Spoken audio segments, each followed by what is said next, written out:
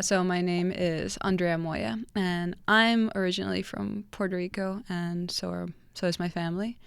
But they still live in Puerto Rico. I came to New York City in 2004 for college, and have them since then settled down here. One of the factors about my family, which is also interesting, is that my dad's mom was from the United States, but she raised her family in Puerto Rico, and that's why I don't look Puerto Rican. It's important to understand where Puerto Rico stands in terms of the United States, because being like one of the most interesting things I've ever heard is that there was an immigrant protest in New York, and a Puerto Rican guy was trying to join, and they're like, no, you can't. You're not actually an immigrant. And he's like, what? Like, and it is actually that kind of weird dichotomy of like, you are and you're not, because you do have a passport, you do have citizenship. If you live in the States, you can vote for president. Any election that happens in the United States does affect Puerto Rico and like their policies and stuff. But the reality is that we are still a commonwealth, which a lot of people translate into a colony. And our highest level of government is governor, and we do have a representative in Congress, but they just kind of chill and like, hang out and don't really have an opinion or a voice or anything. Like right now, like I had a conversation with a friend of mine who also came to NYU, but her decision was to move back to Puerto Rico, despite like there's not much industry there, but that's where she wanted to be. And she was asking me about whether I was going to vote, and I'm like, yeah, I'm going to vote in the presidential elections as a New York resident. And she's like, that's awesome. I wish I could do that. And he's like, what, did you do an absentee ballot for Puerto Rico? I'm like, no. And she's like, pfft.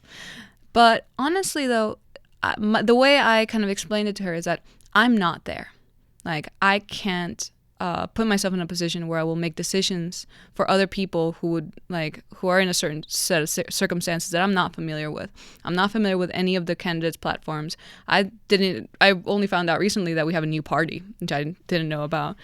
And it's just kind of like, it's not really my place. So it's like, I'm sort of aware, but I'm not that aware. And I feel like when it comes to the presidential election, I mean, whether you're here or there, it really just depends on who you are. And the difference with this election above all the other ones at least that I've seen, is that this one was so highly publicized. Like, it's just, you couldn't not hear about Obama. You couldn't not hear about McCain or Palin or anybody. Like, Biden was on the DL, but, everybody else was just like front page, and like everybody knew about it.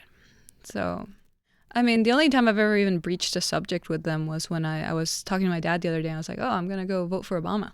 And he's like, great. Yeah, you go get him, honey. I'm like, what does that mean? Like, I think it's the same thing as the way I kind of feel about politics in the islands. Like, I'm not here. I can't really make this decision. Like, I kind of have an idea what's going on, but like, It all really depends on the person, because I've been to parties in Puerto Rico where we would be watching the primary debates, and everybody would like have strong opinions about the candidates and stuff like that. And then there's other people who are like, whatever. Yeah, like, yeah, the economy sucks. They should get that fixed. It's like, I think it's very important that Obama is targeting like, first of all, an economic policy that wants to support a middle class. Because I feel like, I don't know, when you have such a strong distinction between like the upper and the lower class, it can be very detrimental. There's the one observation that I thought was really great, and this has nothing to do with being an immigrant or Hispanic or from anywhere. It's just like the fact that he's African American. Like, as much as it shouldn't, it does represent a lot of things. And one of the things that I thought was most interesting that I had not thought about, and this was when he had beat Hillary at the primaries, is that a lot of Muslim countries were suddenly like, that's awesome. And like, they're like, I think I might stop hating America. But it's just kind of like, it is that sort of, this is a possibility. Like, this is now, like, you're breaking the mold. Like, as much of a maverick as McCain claims to be, like, he would still be kind of something. And that's not to say that that's Obama's only qualifications. It'd be like saying, like, the best reason Hillary could be president is because she's a woman. It's more so the fact that it's just kind of, it does help in a way.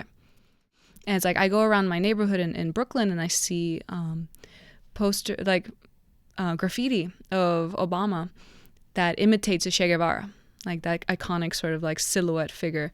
And I'm like, that's a little extreme, but I can see where it comes from. And I feel like it's something that people are going to embrace and something that McCain hasn't been offering them. On top of that, I really do believe he would be a good president. Like just the way he carries himself, the way, like the confidence that he has, like the fact that he's a lawyer also, like he knows how to delegate. He understands the law. He understands like the structure. He's been in the Senate, and it's like, I don't know. I find myself trusting him. Like, I don't know if that's the right answer.